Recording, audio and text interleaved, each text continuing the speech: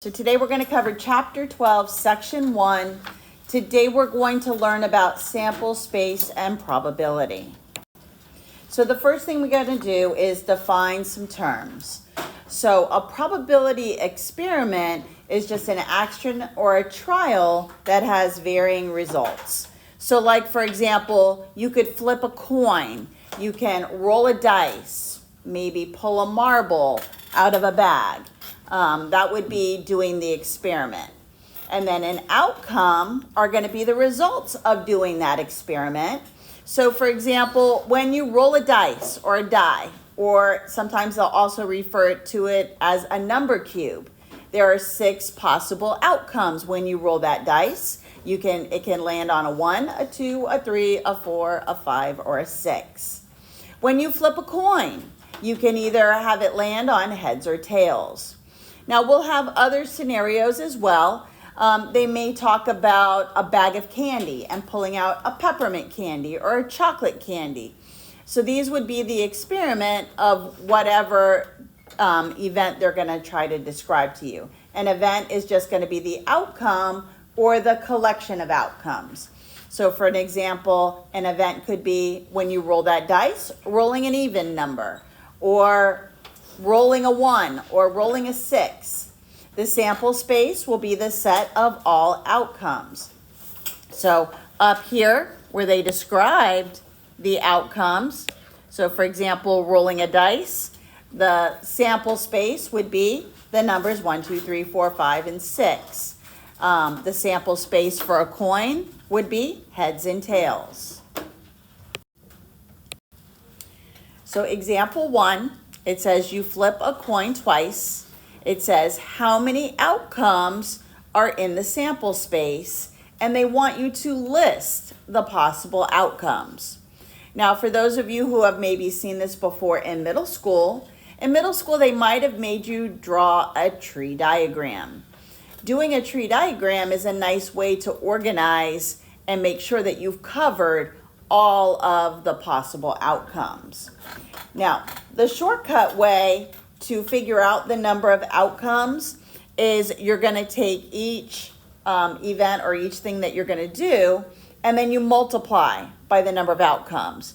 So like, for example, when you're flipping a coin twice, I know that on each coin there are 2 outcomes. So on coin number 1, there would be 2 outcomes. And then if I do coin number 2, it still has 2 outcomes. So then I take those number of outcomes and I would multiply it. And there is going to be a total of 4 outcomes. Now, it also wants you to list them. So let me go ahead and show you with a tree diagram. So if you go ahead and on the first coin, we know that it can either land on a head or a tail.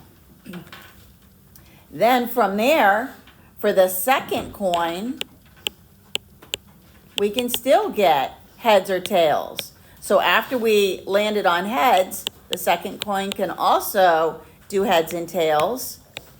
So then if I follow my branches up, it goes from a head to a head.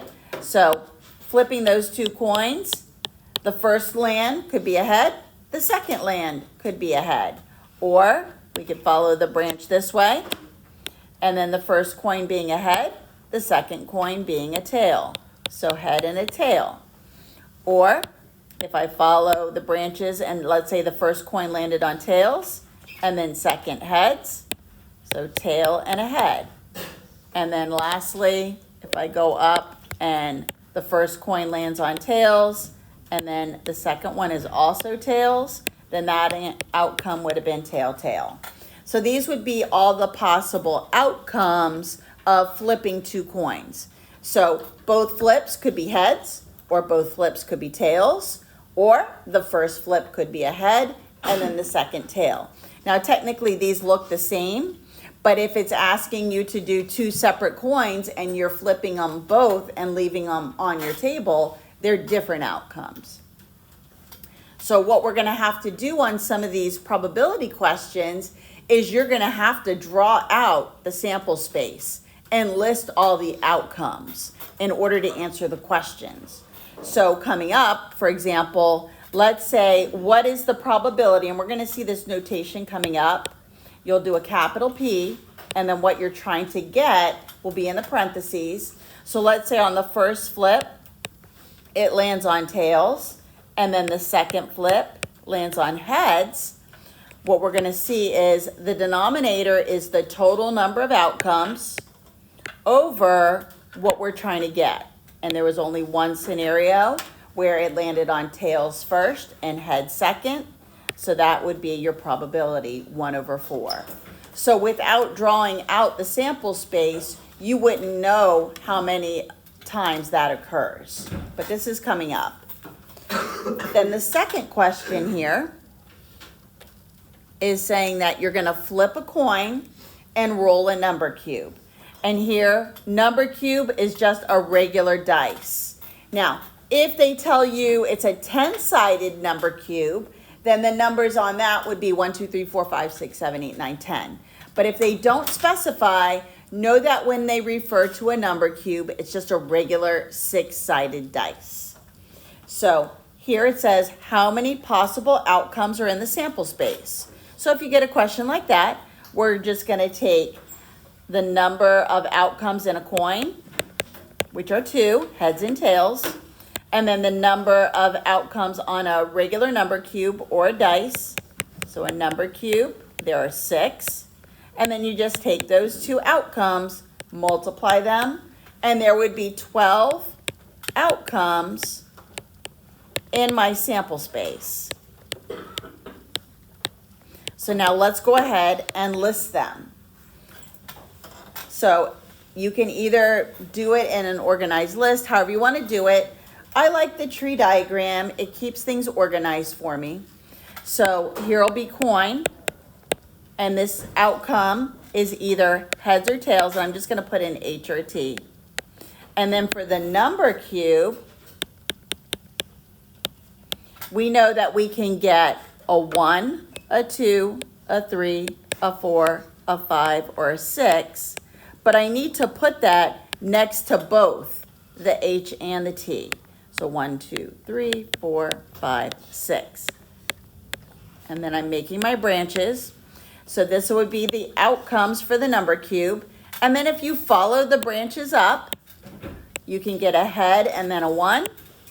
So a head with a 1, a head with a 2, 3, 4, 5, and 6. So we've got 6 outcomes with the coin landing on heads first. And then the other outcomes would be for the tails. Tail with a 1 on the number cube, 2, 3, 4, 5, and 6. And this is my 12 outcomes. Now, moving forward, let's say it asks you what is the probability of when you flip that coin, it lands on heads, and the number cube rolls on lands on a 5. So again, the denominator of the fraction will be the total number of outcomes, which is 12. And then I'm going to go look at my sample space to see how many times I see a head with a 5, and that only occurs 1 time. So the probability here is 1/12. So you will have to draw out the sample space in order to answer the probability questions. So the probability of an event, or the chance or likelihood that the event will occur, is always going to be a number between 0 and 1. And when they ask you to represent probability, it's either going to be, they're either going to ask you to represent it as a fraction, a decimal, or a percent. And this is the notation here for probability. They'll always put a capital P, and then in the parentheses is what it's asking you to find. Now they're either going to define an event with a letter. So like this could have been, what is the probability of event A? Or it could have been, like I did on the previous slide, just what you would get, like probability of a head. And they could put P with an H in there. So again, you're just going to look to see, have they described the event or not? So If your probability is 0, then that's going to be impossible. It's not going to happen. So again, this would have been the decimal and the fraction, because 0 over 0. This would be 0% as a percent. And then if the probability is 0.25, that would probably be unlikely. Now, be able to convert decimals to fractions or decimals to percents. So 0.25 as a fraction would be 1/4. More than likely what you're going to be doing is you'll calculate the probability first as a fraction, and then if they want it as a decimal, you need to be able to convert a fraction to a decimal. Now, luckily for you guys, you're using calculators, so to convert 1/4 into a decimal, all you're going to do on your calculator is 1 divided by 4. If you weren't using a calculator, the numerator goes in the box, and then you would have to do the division. And then we would get 0.25. And then here, if they ask you to convert the decimal to a percent, you're going to just move the decimal point 2 times to the right or multiply it by 100. So 1/4 as a percent is 25%. Now, equally likely to occur would be the 0.5 or 0.50. So 50%. So 0.5 is 50%, or as a fraction, 1/2. Then almost likely, almost certain is 1 or 100%. But 0.75, this will be 3/4 or 75%. Now, when you're doing the homework, read how they want you to enter the answers. Some of them will say fraction, some will say decimal, some will say percent. Some of them also will say round to the nearest whole percent. So just make sure you read the questions carefully. So for example, up here where it's asking you to describe it, so they might say, what is the probability of the coin landing on heads? And you know that it's going to be 2 outcomes with only 1 head on it. So it would be 1/2 or 50%, or as a decimal, 0.5 or 0.50. So be able to convert between fractions, decimals, and percents.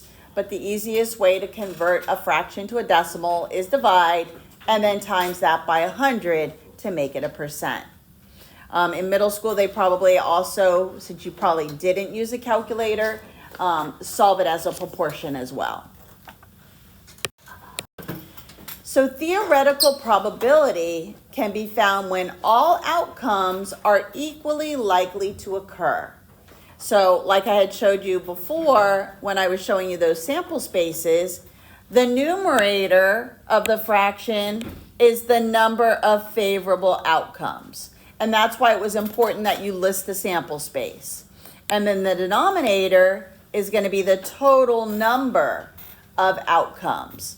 Now, theoretical probability is just what you think should happen.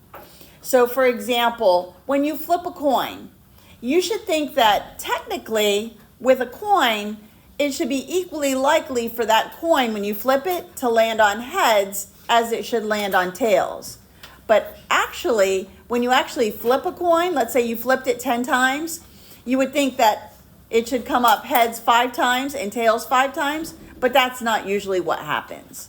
So what you think should happen is it should be equal, but it necessarily is not that, and we're going to see that as experimental probability coming up later on. So again, just like before where I showed you on the previous slide, the probability of a coin when you flip it landing on heads, there is 1 head out of the 2 outcomes, and the total outcomes on a coin are 2. And again, be able to make it into a decimal by dividing it, and make it into a percent by multiplying that decimal by 100. Now let's look at the dice. So let's say I wanted you to find out what is the probability when you roll that die that it lands on a 2. There are 6 total outcomes on the dice and only 1 2 on that die. So the probability of the dice when you roll it landing on a 2 would be 1/6. Be able to make this into a decimal by dividing 1 divided by 6. And you're going to get 0.16 repeating. So that would be the decimal. However, if it asks you to make it into a percent, it would be 16.6 repeating. However, a lot of times when it's a repeating decimal, they're going to make you enter it in as a mixed number. And let me show you how you could do this.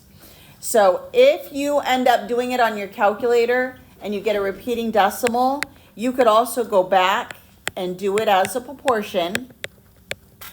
Because a percent is always out of 100, you're going to cross multiply 6 times x, 1 times 100, divide by 6. Now, when you divide 100 by 6, you're going to still get that repeating decimal, but watch if you do it by hand. 6 goes into 10 once, subtract.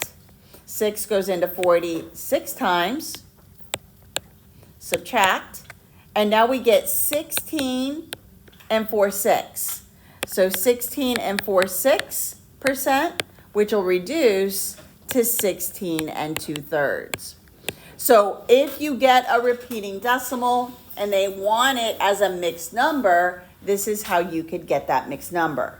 Now, the instructions on Big Ideas may also say round to the nearest whole percent. So then this would just be 17%. If it says to round it. Now you might get a question where it says, same number cube, what would be the probability of that dice landing on an even number? So we already know my sample space when I roll the dice is 1, 2, 3, 4, 5, and 6. And of that, I've got 1, 2, 3 even numbers out of total 6 outcomes. So that would be 1/2. Or 50%. So again, you'll have to draw out the sample space on some of these in order to answer the questions. So the next one, it says you toss a coin and roll a number cube. What is the probability that the coin shows heads and the number cube shows the number 5? Now, I already drew out that sample space before, but let me go ahead and do it again. So remember, a coin has 2 outcomes. A number cube has 6. So once I list all my outcomes, I should get 12 of them. And remember, we had rolling ahead with a 1, 2, 3, 4, 5, and 6. Or a tail with a 1 on the number cube. A 2, a 3, a 4, a 5, and a 6.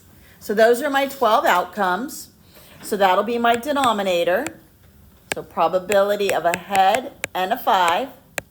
And then I'm going to go look at my sample space, and I can see that I've only got one scenario where it's a head and a 5. So this will be 1/12 would be the fraction. If you divide this as a decimal becomes 0.083 repeating. If it asks you to represent that as a mixed number, it would be 8 1/3%. Or if it says round to the nearest whole number, it would just be 8%. So again, when you're doing the homework, just read how they want the answers entered. Now sometimes, and some of the questions in the homework will be like this, where they're going to give you the information in a table, and they'll give you the totals. So here it says, what is the probability that a student chooses a t-shirt with a gold emblem? So what I need to do here is add up all the total number of t-shirts with a gold emblem. So there's 16 of them.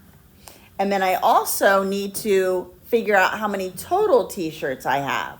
So if I add up the silver column, that'll be 14. So I have a total of 30 t-shirts. So that's going to be my denominator. And then the gold was 16. So the probability that a t-shirt is got a gold emblem out of the total t-shirts will be 16 over 30. Always, if they want a fraction, it must be a simplified fraction. So divide this by 2, and I get 8 over 15 would be the fraction answer to this question. But as a decimal, 0.53 repeating.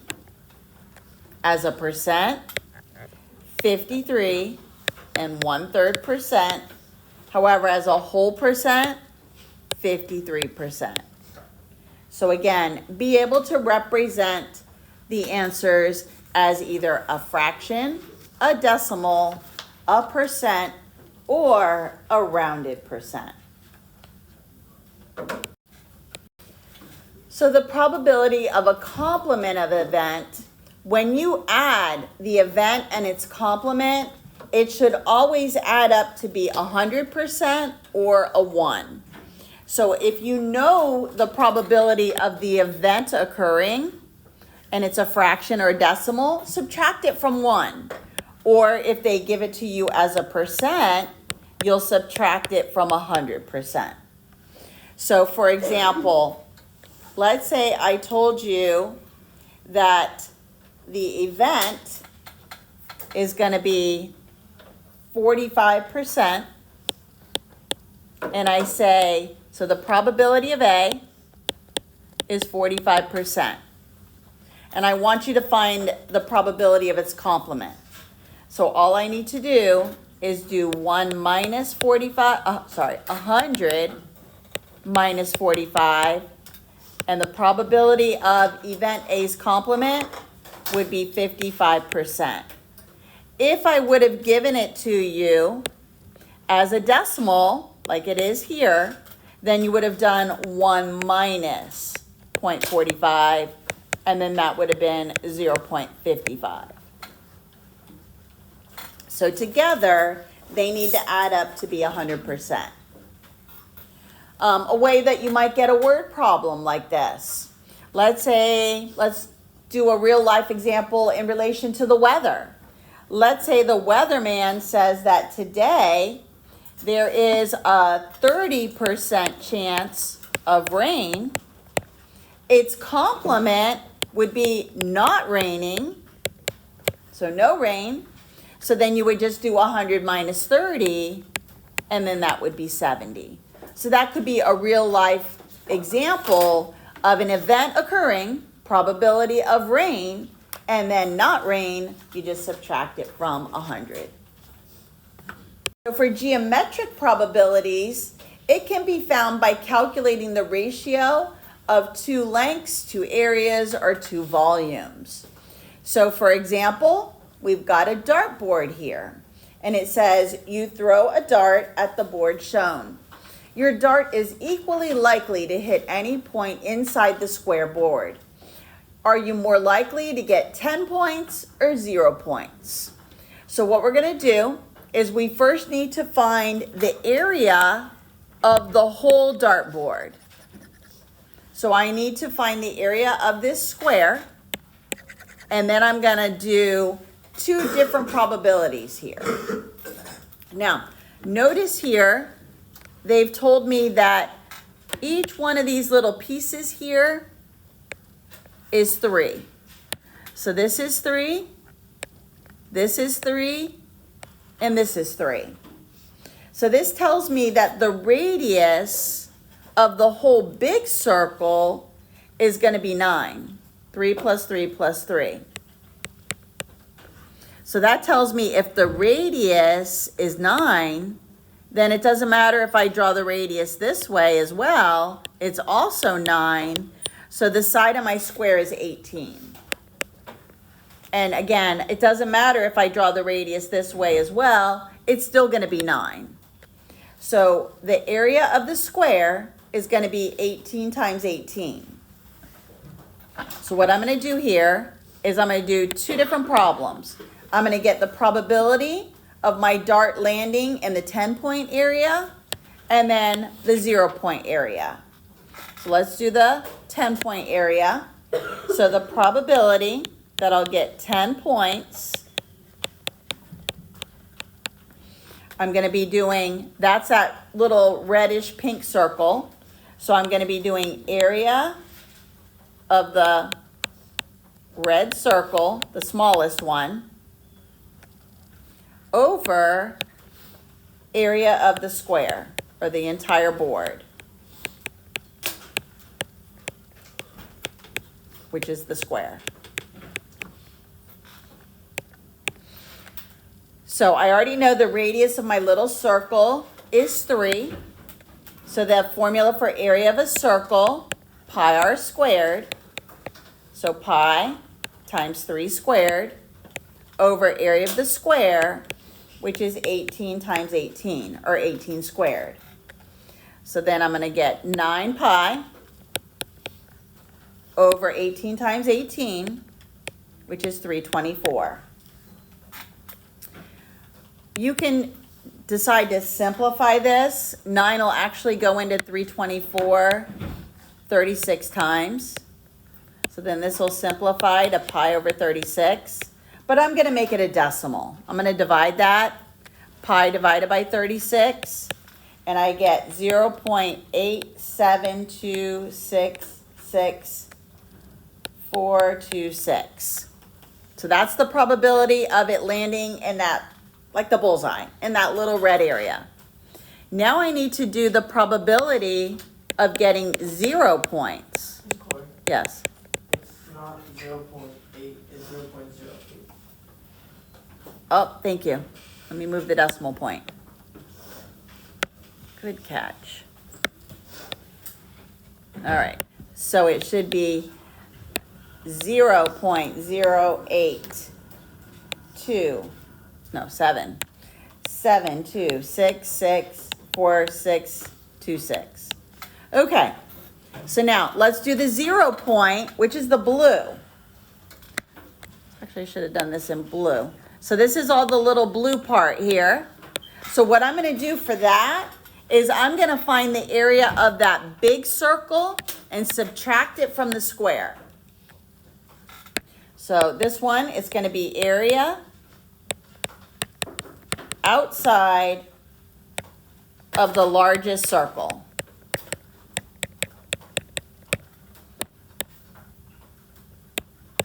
That's going to be the blue part over the whole board again. So area of the entire board, which is the square again. So again, to get the blue part, I have to take that square, that 18 to the second power, and then subtract out the big circle. My big circle is all those rings, and that's going to be pi times 9 squared, because remember your radius was 9, over the 18 squared again. So I'm going to get 324 minus 81 pi over 324. So once I do this, I get 69.5309951 divided by the 324. So the 0 points is going to be 0.21460183667. So now what I have to do is compare this and see which one is bigger. So this is the bigger number, because if I bring this one down underneath it, 0.2 and 0.0, the 0.2 is the bigger number. So you're more likely to get 0 points than the 10 point.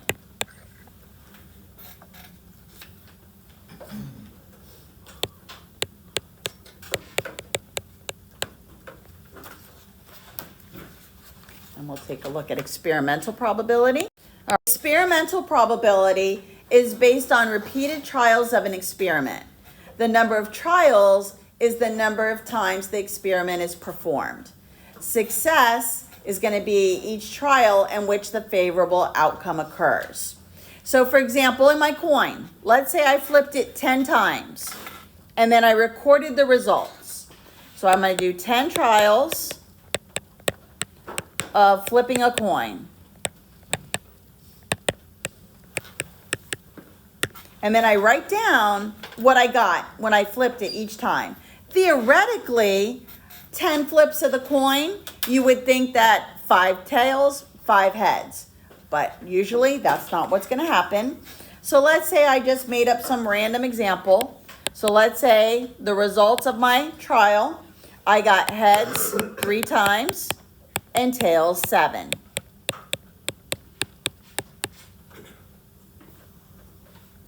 So then if I said, what is the probability, experimental probability of this trial, of the coin landing on heads, I did it 10 times, but heads only came up 3.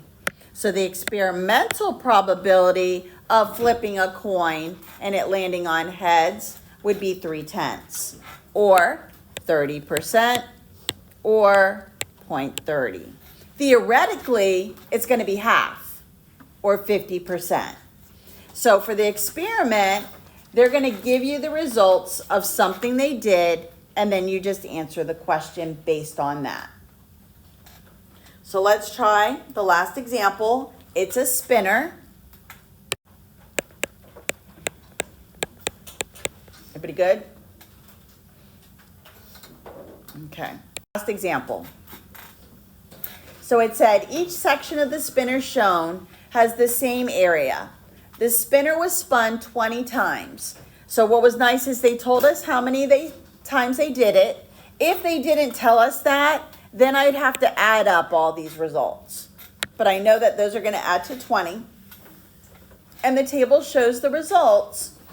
So it says for which color, the blue, the yellow, the green, or the red, is the experimental probability of stopping on that color the same as the theoretical. So I need to do each one of the colors. So I'm going to go ahead and I'll do red first. So I can see red occurred 5 times out of the 20, and that experimental is 1/4. Then for the green, that happened 9 times out of the 20, so 9/20. And then the blue occurred 3 times out of the 20, and then the yellow occurred also 3 out of the 20. So now, it also asked me, so if it asks you just to find the experimental probability, this is how you do it. But the question also said, which one is the same as the theoretical?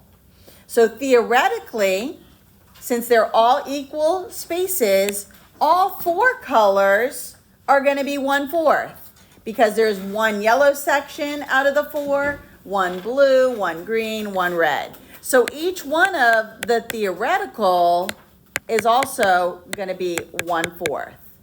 And then you can see that the one that was the same is the red. So the red, experimental and theoretical, is the same thing. Now, the reasons why maybe these experimental probabilities are not all the same as the theoretical is, let's say that spinner was sitting on a table that was tilted, and maybe it was tilted so that it landed on the green more, or maybe it was a crooked spinner or something. So there's always outside factors that could affect an experimental probability. So that's why maybe it's not always the same as the theoretical.